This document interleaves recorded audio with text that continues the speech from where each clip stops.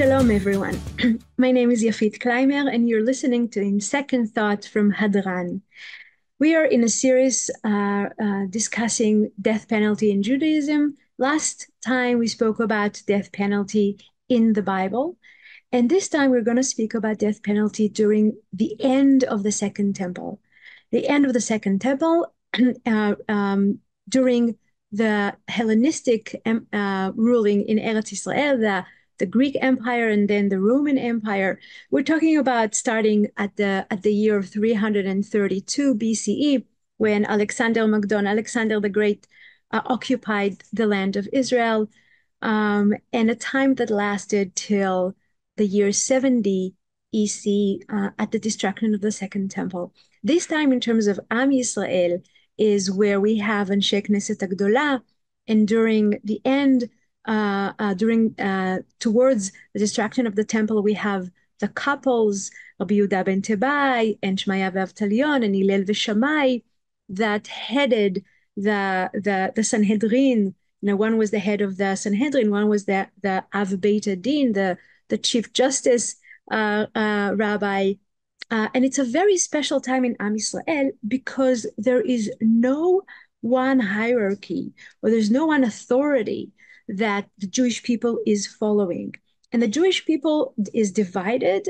As we see, we learn all about it from the Dead Sea Scrolls, and we also learn about it from the Apocrypha and the pseudo-epigraphs that were kept mostly in the Christian Biblia.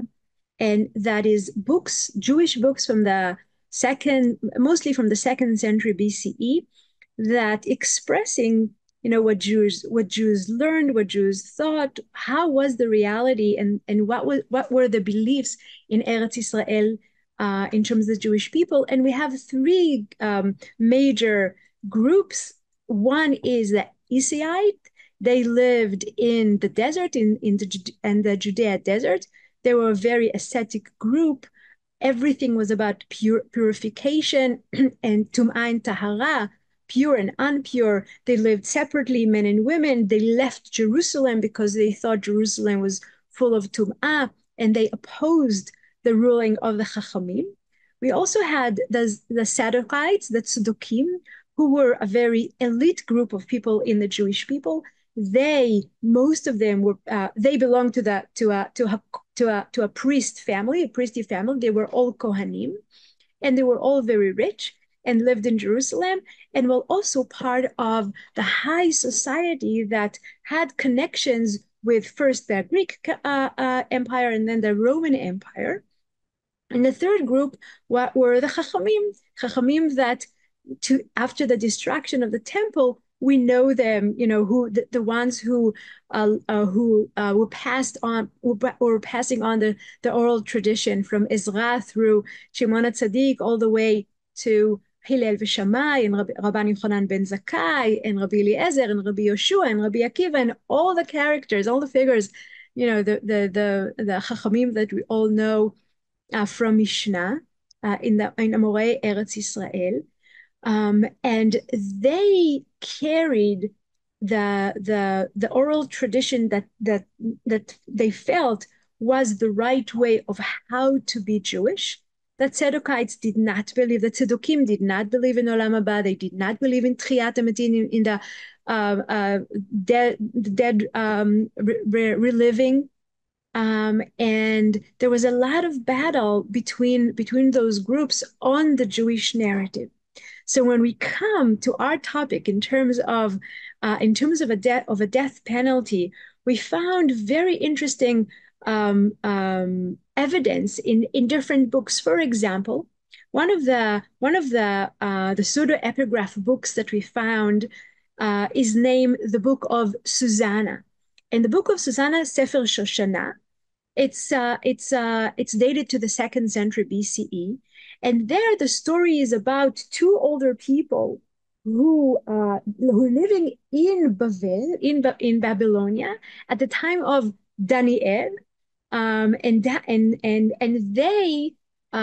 they try to seduce a woman named Shoshana, Susanna, and when she refuses them, they go and they tell that this woman was not faithful to her husband, and they were willing to give a false testimony about that woman. And due to Daniel found out, he was very smart. He was the judge, and he found out that they gave a false testimony, and they end up killing them. He said, "Look, what they need, the punishment they deserve, is a death penalty." So I wanna share the sources, and I'd like you to see how how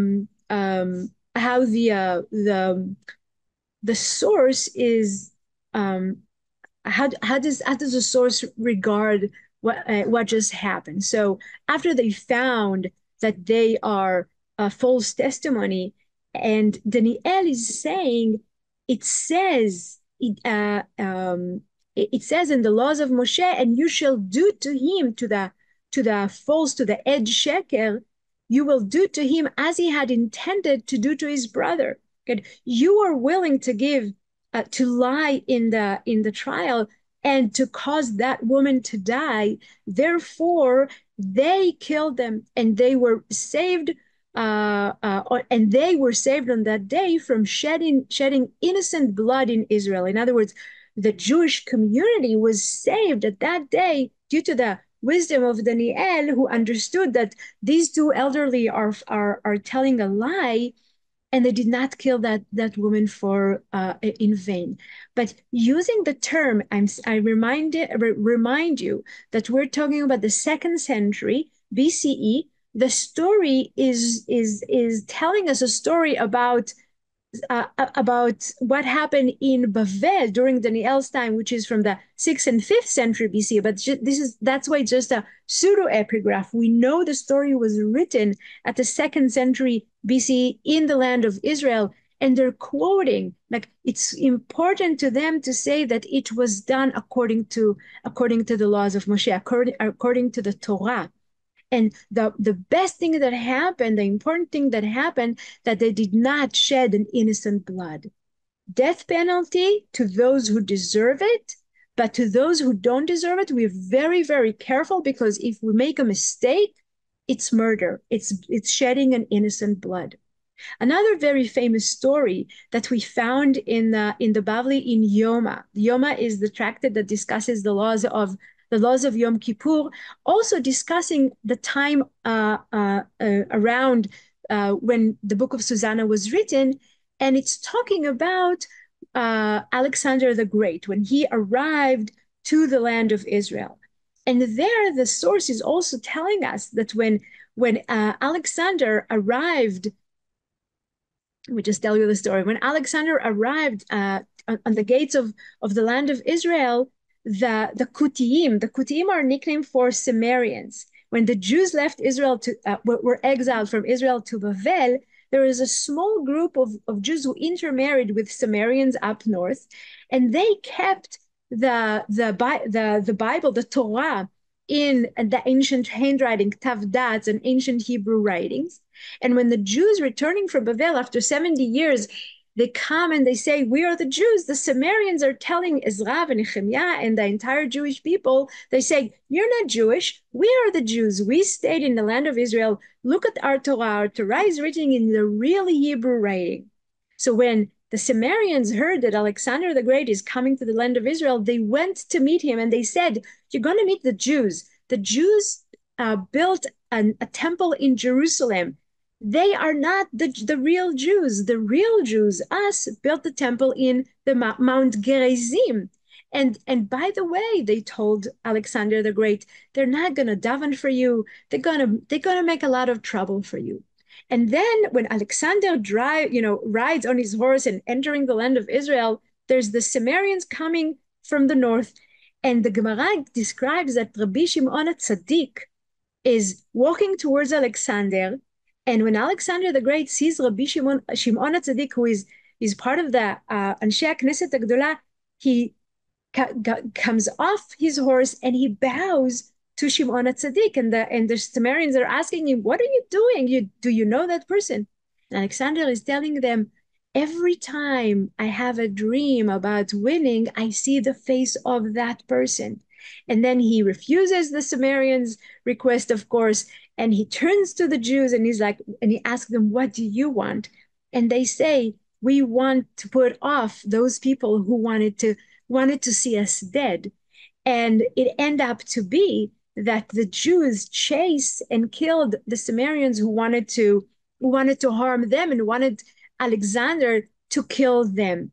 It's important because what we hear here is about is about the fact that when a new empire is coming, a new set of ruling is coming. We hear from our sources that very, very carefully trying to understand whether they will allow us to keep our judges, our justice, our courts in terms of our inner decisions in Beit Midrash, in the Beit Din. And here we see in the example of Alexander, he doesn't say, "Let me do that." He allows Shimon Tzaddik and the Jews do to them what you think they deserve, and that's what they do. We have another testimony again in the Tractate of Sanhedrin that we've learned that a long time ago, that a person who rode a horse during the Sabbath in the times of the Greeks, they took him into the Beit Din, and the court stoned him. And then there's a very interesting quote there, which again I want to share the sources and show you.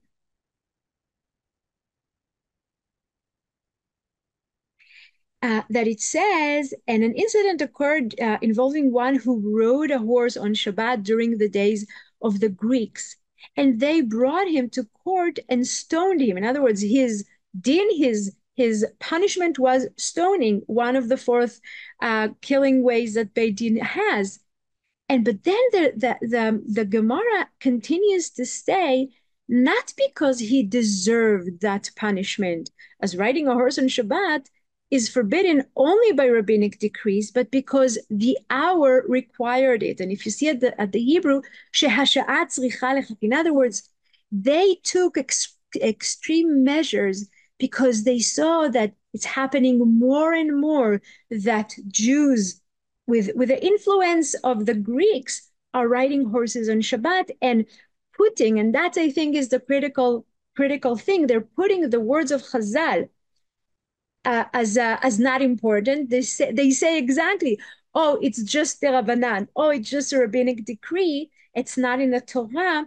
And Chazal are trying very hard at that time, at the second century, especially from the second century BCE till the destruction of the temple, to really establish the ruling of the Chachamim. Before the destruction of the temple, they have the battle between them and the Tzdukim and the Isiim. After the destruction of the temple, where we'll see, please God, at the next paragraph, at the next chapter of our series, and we'll discuss it then. But one of the main sources I'd like to show you today regarding the time of the Second Temple is in the Bavli in Chagiga, but it also appears in Sanhedrin, in the Yerushalmi, in Israeli Talmud. And the story is on Rabbi Yehuda ben Tavai and Shimon ben Shattach, that were a couple. Together they led the Sanhedrin. One was the head of the yeshiva, one was the head of the court, and they were the two leading figures of the Jewish people at that time. And we're talking about around 100 BCE till 60 BCE.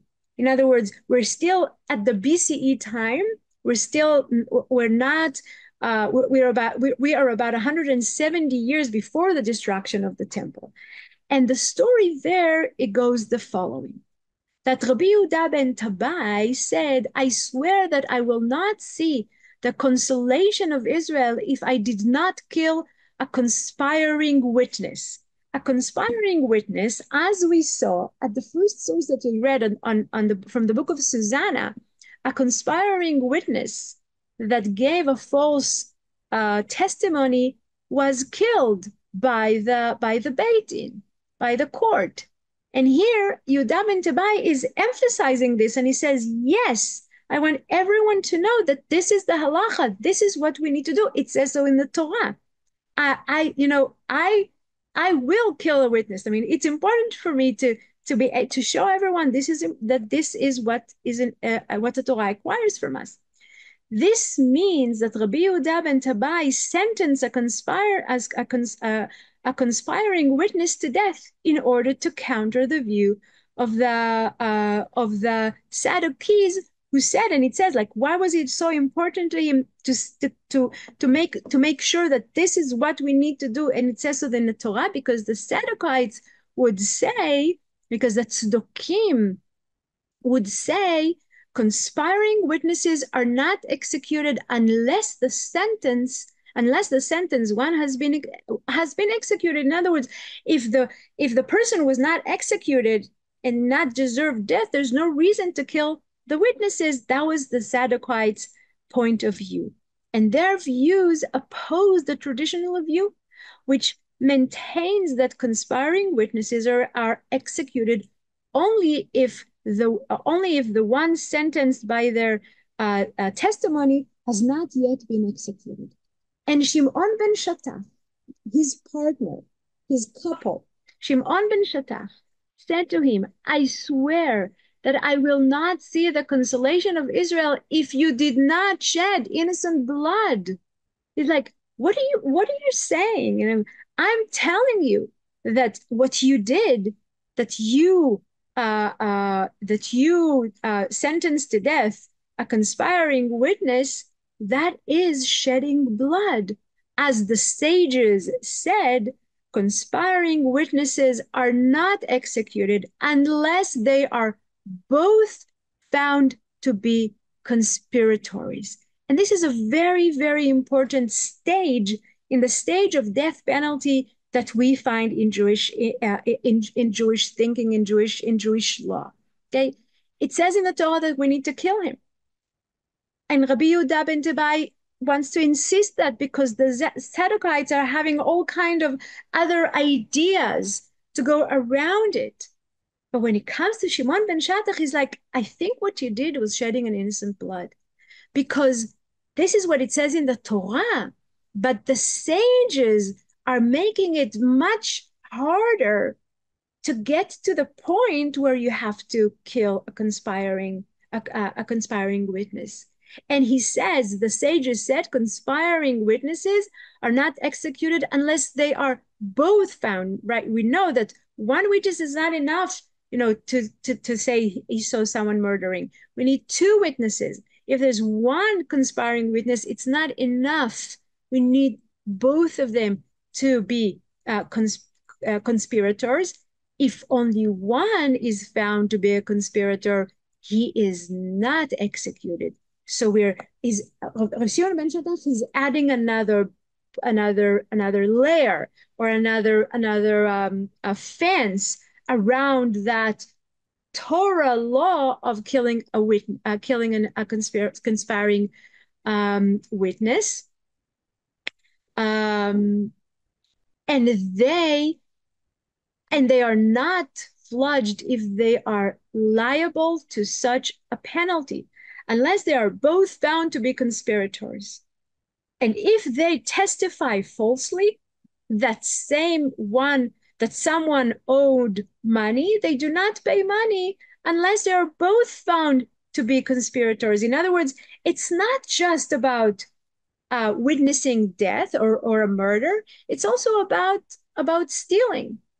And hearing this, and that's one of the interesting parts about that. Hearing this, Yehuda ben Tabai immediately accepted upon himself not to rule on any matter of law unless he was in the presence of Shimon ben Shattach, as he realized he could not rely on his own judgment, And the Baraita further relates that all of Yehuda ben Tabai's days, he would prostrate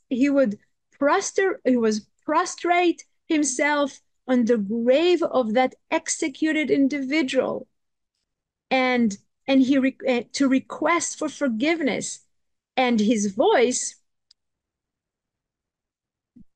uh, and and his voice was heard weeping, and the people thought that it was the voice of that executed person rising from his grave. And Yehuda ben Tabai said to them, "It is my voice, and you shall know that it is so. For tomorrow, sometime in the future, he will die, and his voice will no longer be heard." And when he said that, what he meant was, I am going to die, and one day you're not going to hear my weeping. This is a very milestone, I believe, in the development of death penalty in the time of Chachamim, because we see that it's already in the time of Shimon ben Shattach and Yehuda ben Tabai, 100 BCE till 60 BCE. One is thinking that it's clear that a conspiring witness deserves death, and one is saying, no, we take very, very cautious measures.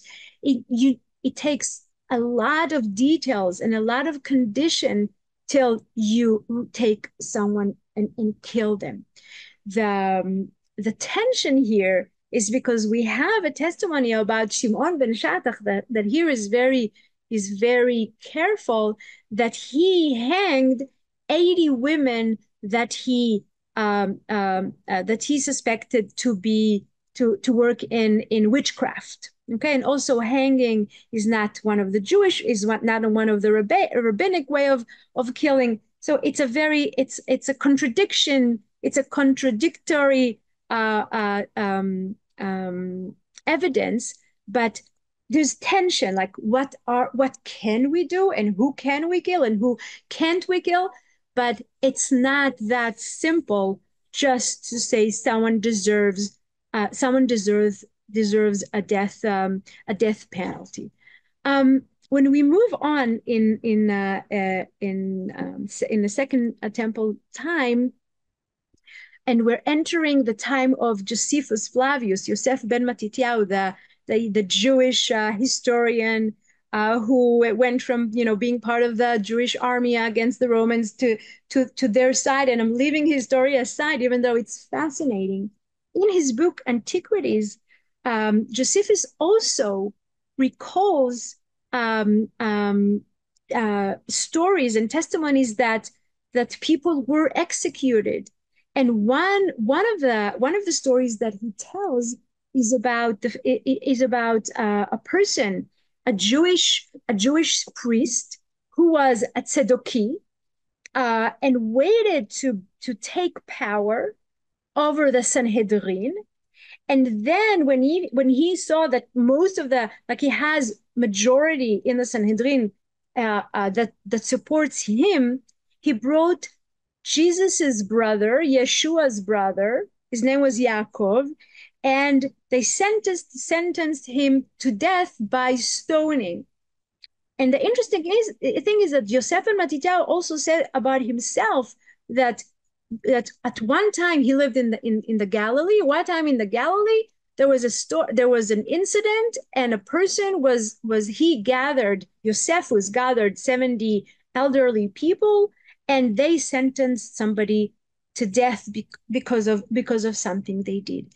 So we see here that in one hand we have the rabbis, Shimon ben Shattach and Yehuda ben Tabai, that it's not so clear that there's one opinion about death penalty.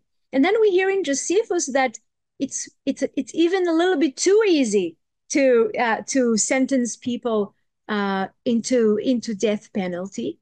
And indeed, one of the Jewish figures, controversial Jewish figures at the end of the time of the Second Temple, is Herod. And what we know about Herod, that he killed everyone he suspected that are about to rebel against him.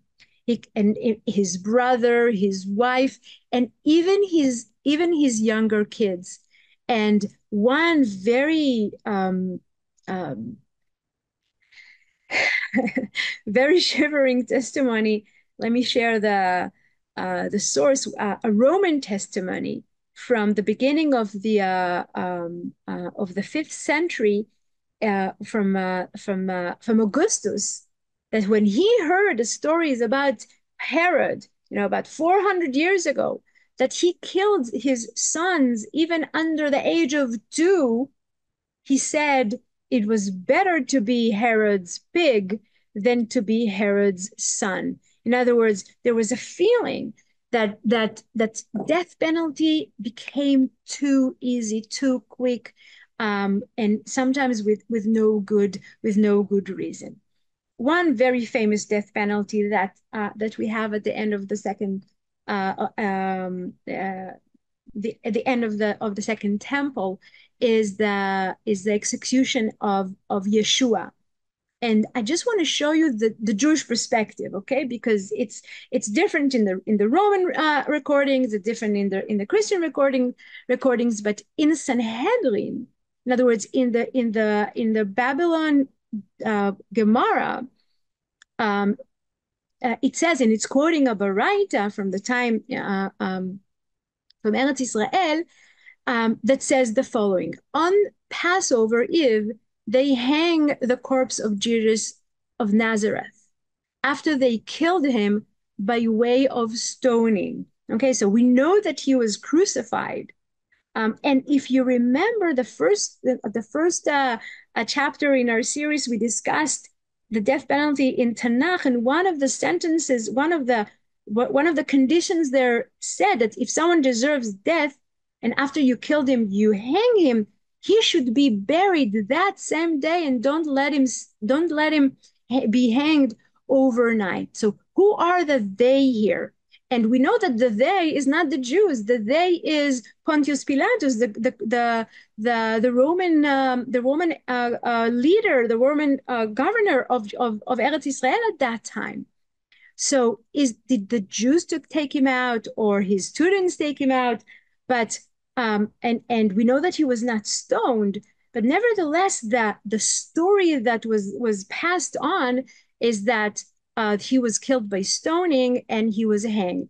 And a carrier went out before him for 40 days, publicly proclaiming Jesus of Nazareth is going out to be stoned because he practiced sorcery. Okay, in other words, before he was killed, for 40 days there was someone walking around the Jewish community and saying he was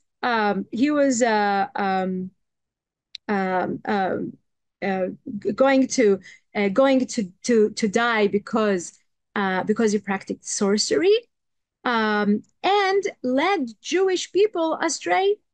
Anyone who knows, that's the continuing of what the person proclaimed and called. Anyone who knows of a person who acquired him should come forward and teach it on his behalf. In other words, if you have a good thing to say about him, there's a schut, there's some merit you want to teach us about him. So maybe, they'll have a reason why not to kill him, should come forward and teach it to him on his behalf. And the court did not find a reason to acquit him. And so they stoned him and hanged his corpse on Passover's Eve. Okay, so again, historically, this is not an accurate story, but what the story is telling, it's the process. You wanted to kill somebody, they wanted to stone him, but it's not that easy. Even at that incident, they were waiting for 40 days. Maybe somebody will come and say something good in his merit, so they won't kill him. But they did not. They did not find any story. What I want to end with, and I think that something that will bring us closer to our next part of the series, and that would be death penalty in the time of Chazal is we have one saying in the voice of Rabbi Eliezer ben Tzadok, and it's in the Mishnah in Sanhedrin. And Rabbi Eliezer ben Rabbi Tzadok is a very interesting character or figure, because he is the son, probably. There are few Rabbi Eliezer ben Tzadok, but this one sounds like the son of Rabbi Tzadok. Who was Rabbi Tzadok? Rabbi Tzadok was the Rav, the rabbi, that 40 years before the destruction of the Second Temple, visioned that something bad is about to happen. And he started to fast 40 years before the destruction of the temple, and he was weakened, from year to year. We hear about him in different stories around the destruction and the Churban. And when Rabban Yochanan ben Zakkai leaves Yerushalayim and he asked Aspasianus asked Rabban Yochanan ben Zakkai, what would you like? And he said, I want Yavne, and I want the dynasty of Rabban Gamliel, and I want health. I want help. Rabbi Tzadok. I want medicines to Rabbi Tzadok. So Rabbi Eliezer ben Rabbi Tzadok is the son of Rabbi Tzadok. In other words, his father lived before the destruction, and he is right after the destruction. And he is saying a story about a time, an event, an incident that happened during the time of the temple. And Rabbi Eliezer ben Tzadok is saying that there once was a priest's daughter who committed idolatry, and they wrapped her in bundles of branches and burned her. And the people around him, probably in Yavne, after the destruction of the temple, is bringing an evidence in the time of the Second Temple that there was a death penalty to a priest's daughter who committed idolatry, and they burned her. And the people and the Talmidei Chachamim around him told him, the court told him, no, it cannot possible. That court did not act properly. They did so because the court at that time was not proficient in halacha. And that idea that the next generation during the Mishnah time, in the beginning of the Mishnah time, after the destruction of the temple, can look behind on a Beit Midrash during the temple and say, oh, they were not professional enough. They did not know the halacha properly, is preparing us to our next session, to our next part of, so what happened during the time of Chazal, where the main notion is limiting death penalty to almost non-existed. Why did it happen, and how did it happen? Join me for the next chapter.